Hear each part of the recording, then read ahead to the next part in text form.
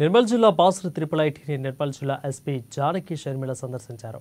ప్రస్తుతం బాసర త్రిపుల్ ఐటీలో ప్రశాంత వాతావరణంలోనే విద్యార్థులు పరీక్షలు రాస్తూ చదువుకుంటున్నారని తెలిపారు. రూమర్స్ వల్ల కొందరు అలజడి సృష్టిస్తున్నారని అన్నారు.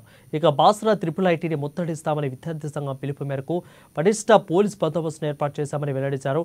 ఇక ముందస్తు అరెస్టులో భాగంగా 300 మందిని అదుపులోకి తీసుకున్నామని అన్నారు.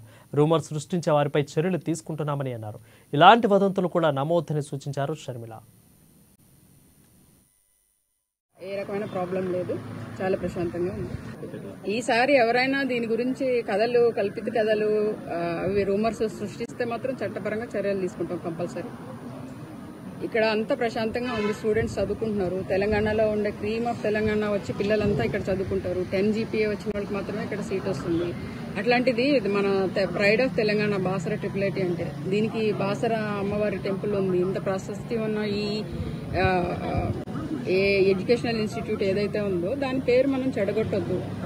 అది నేను కోరుకునేది అదే. రకరకాల రూమర్స్ వినొద్దు, లేదా ఏదో జరిగిపోతుంది, ఏమీ లేదు. ఇక్కడ అంత నార్మల్ ఉంది. ప్రతి కాలేజీలో జరిగేదే ఇక్కడ జరుగుతుంది. మనం చిన్నదాన్ని భూతద్దంలో చూసి దాన్ని ఎక్కువ చేసి అనవసరంగా మన బాసర కాలేజ్ పేరు